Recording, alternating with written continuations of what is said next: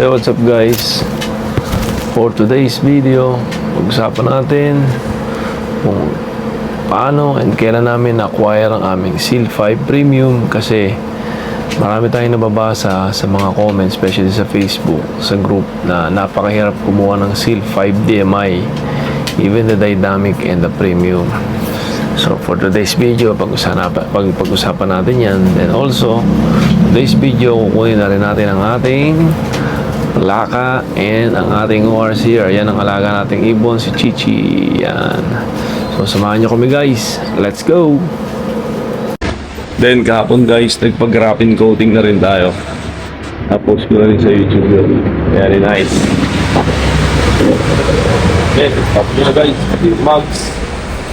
So papaarawan na lang natin siya para mas kumapit yung graphene niya. Graphene ceramic coating yan. Ginawa natin dyan. Ito yung salam, pati yung ila, pati yung salamin.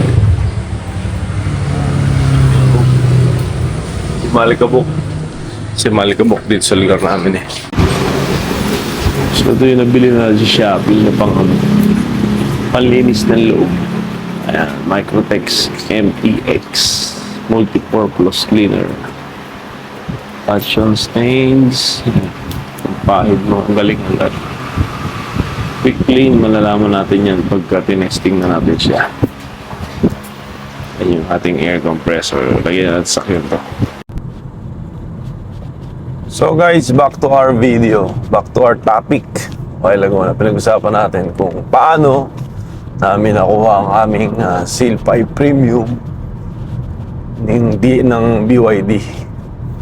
So actually, itong sasakyan na ito na-acquired namin 2 weeks ago. But when the pag-acquire namin to, bago nangyari yun, is marami pang pinagdaanan. So basically, nagkaroon pa ng almost scam na nangyari sa amin dahil sa sobrang gusto namin talaga magkaroon. Though pinag-pray namin ni Mrs. to, talaga na girinan sa amin ni Lord. And yun nga, may nakilala kaming isang tao na taga Santa Rosa, which is nag-work siya sa BYD as an agent, saying that he's from the BYD agent, and then suddenly he's a scammer pala. So almost muntik na kaming ma-scam.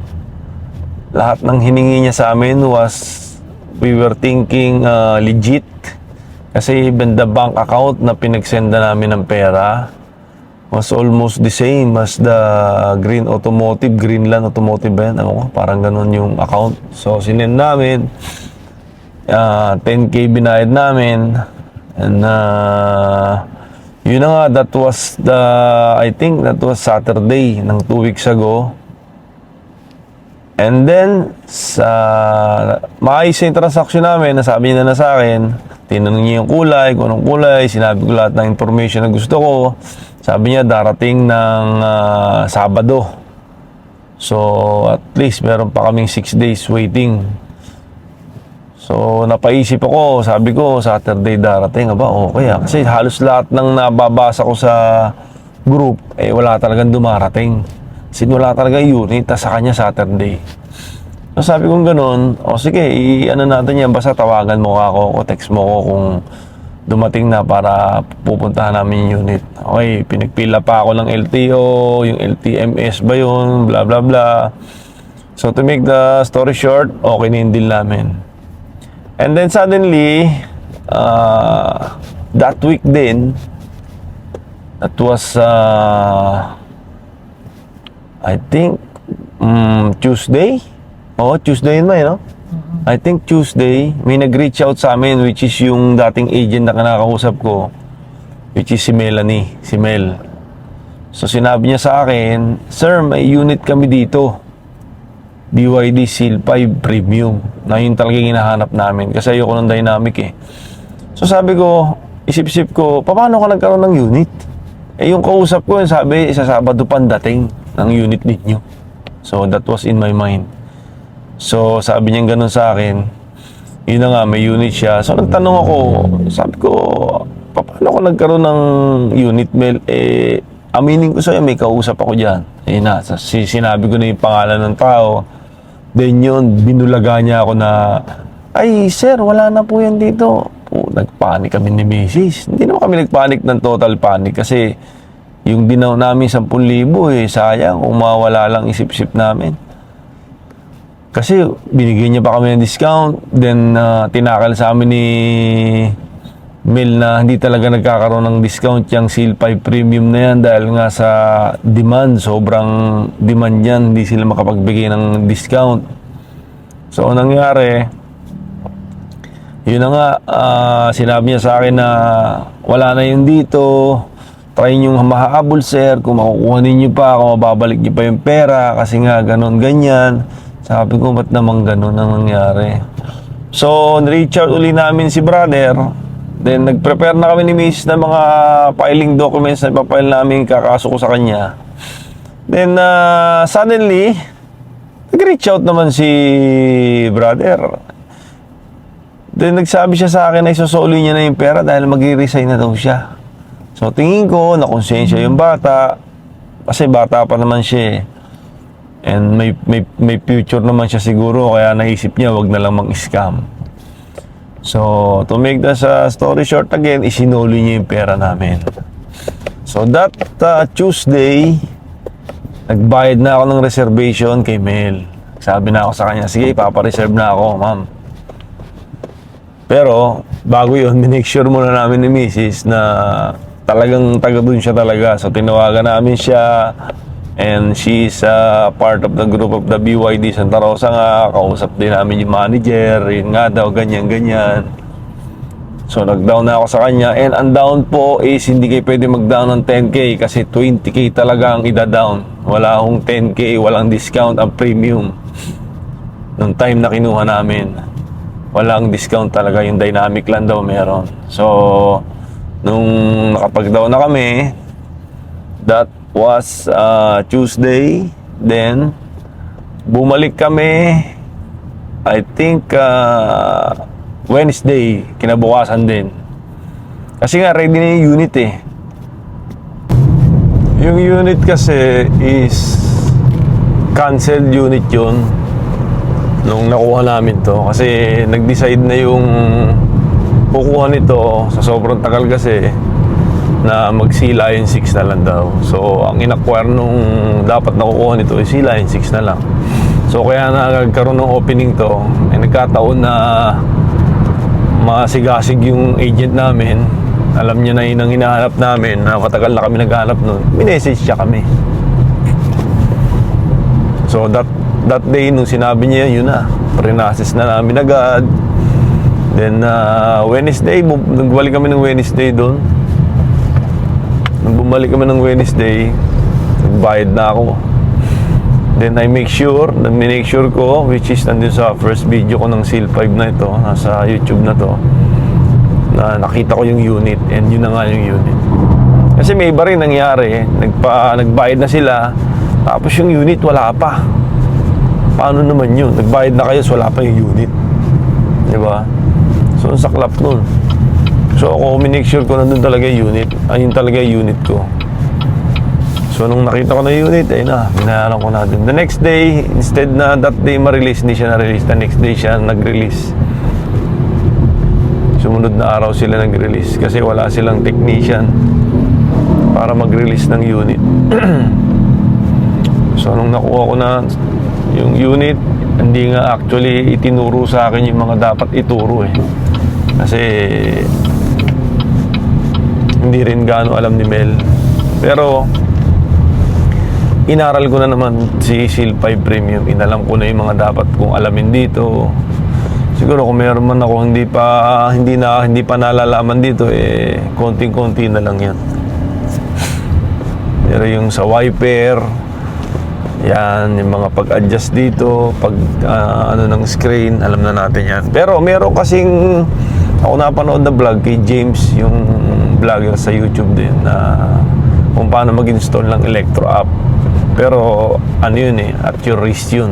So kung magka-problema, risk mo yun. Eh, hindi ko pa sinusubukan kasi nga baka Hindi natin alam yun, magka-problema. So, yun yung mapapagana mo yung dashcam. Yung 360 niya, mapapagana mo siya. Which is maganda rin naman. Kasi sa BYD app, walang ganun eh. So, yun yung naging story na ito. So, dito tayo sa BYD Santa Rosa. So, gigilid lang natin dito at we're gonna ask our tawag dito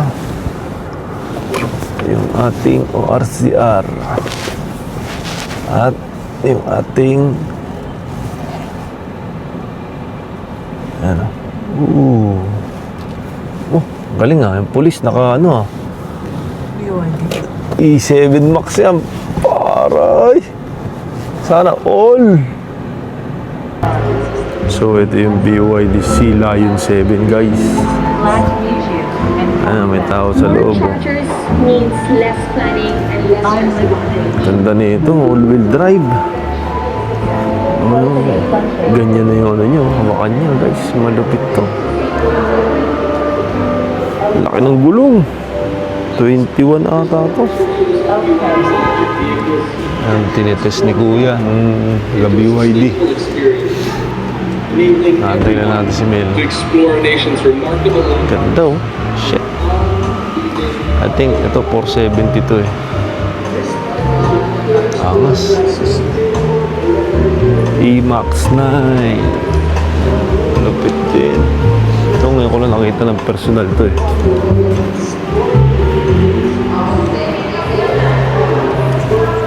Oh, ganda ng loob nito. Pwede bang pumasok? Pasok tayo. Wow! Beautiful! Captain seat. May sunroof. Maliit. Ayan, may dalawang bottle. Tapos depress, dipindot. Meron din dito. Cup holder. Ito, hindi ko alam kung ilan ng range nito eh.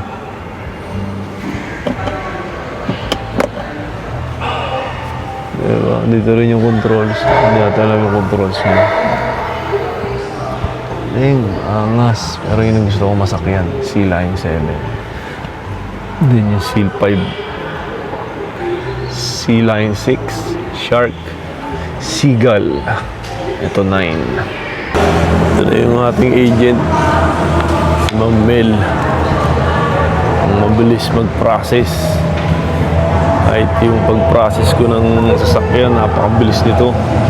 Highly recommended ko to si Ma'am na sa kanya kayo pang 1 week, nakuha ko na yung plaka ko. Ayun oh. Ready na, pati yung papel. Bibigyan niya na sa akin today guys. Nice. Ayan, si Ma'am Mel. Hi Ma'am. Ito yung nire-recommend ko. Ito talaga matindi to si Ma'am. Kaya kung dito ko sa Santa Rosa, nilagay ko na yung number niya. Kontakan niya to. Tamo, yan o. Bilis o. Nakuha na agad o. 1 week lang yan, sir.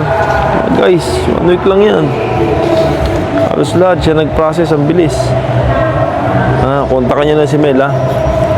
So guys, nakuha na natin yung ating plate number and text to Mel at may plaka na tayo. So punta man tayong Makati at tayo naman ay may titig ng ibang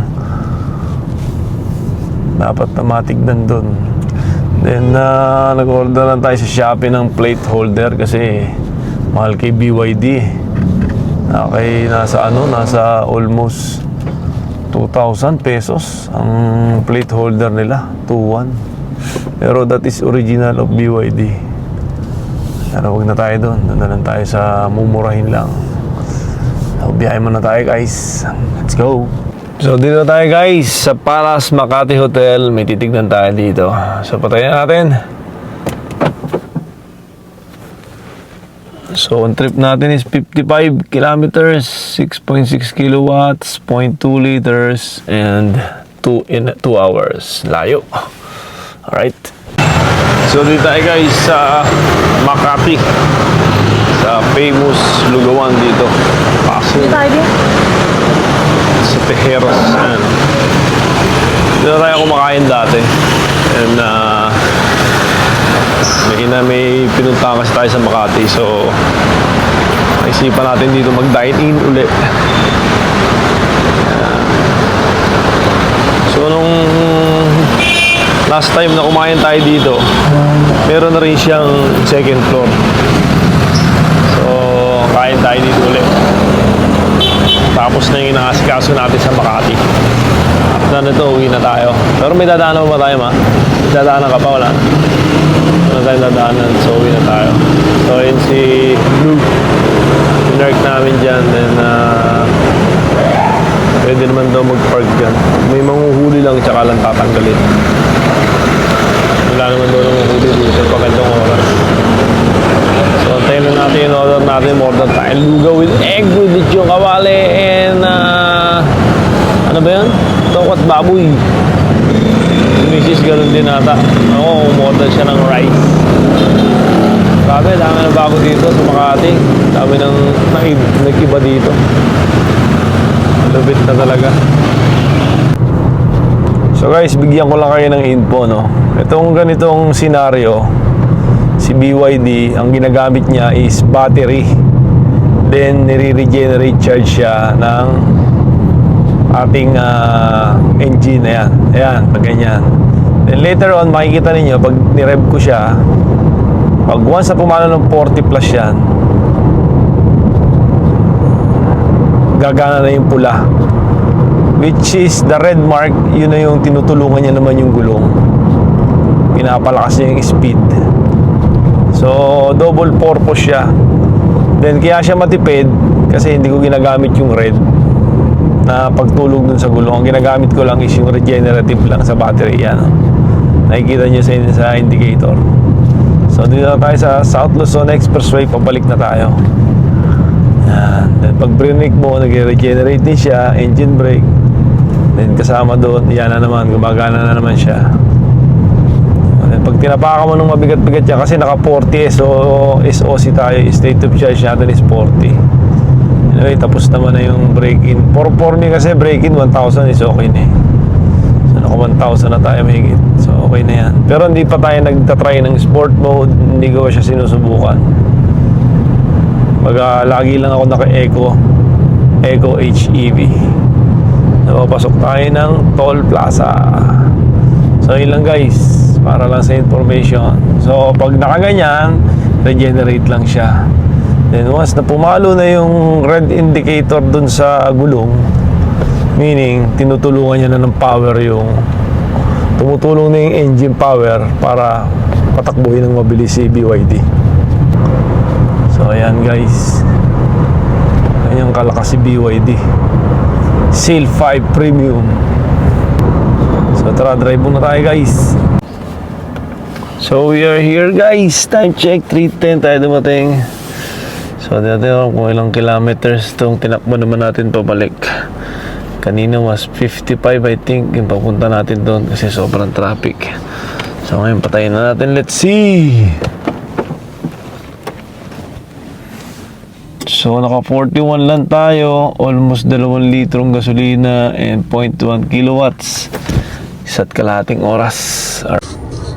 So, yo, what's up guys? It's me again, your Viajero Guy TV. And for today's vlog, tatapusin lang natin yung vlog natin kaninang umaga. So, just brief story lang. Tayo galing kanina kay BYD. We took our plaka. That ginoon na natin ORCR natin. The topic was kung gaano natin kabilis nakuha yung sasakyan, then kung gaano natin kabilis din nakuha yung ating plaka and yung ating ORCR, which is almost 1 week and 5 days. Then itong car natin, nakuha natin to for only I think 4 days, but nakipag-usap na tayo from previously sa mga iba't ibang agent. Then we do have a really a good agent na nagbigay sa atin ng sasakyan, which is yun nga si Bismel. So today dumating na yung ating steering na cover. Yan, ganda, very, very neat. Sa Shopee natin kinuha. Then Inalis ko muna yung ano natin dito kasi parang siya yung maingay. May naririnig kasi ako maingay dito sa door ko. Hindi ko lang kung sa pinto o yung nakakabit ko na maliit na ilaw ay maliit na salamin. So tinanggal ko muna siya. Yun muna yung nakakabit. Isa lang muna. Bibili muna tayo ng 3M na pandikit doon para ikapit natin dito na mas maganda. So yun lang guys ang ating vlog for today. So nasabi ko na dito kung ilan tinakbo natin. Later on pag in-edit ko, I'll just show it to you guys. So please guys, please subscribe to my YouTube channel. Or kung ayaw mo mag-subscribe, okay lang, basta mag-like ka lang, hit like. You can comment also kung ano man yung mga dapat tong itanong regarding with Seal 5. If I can help, I will help. So yun lang guys for today's vlog. Again, thanks for watching.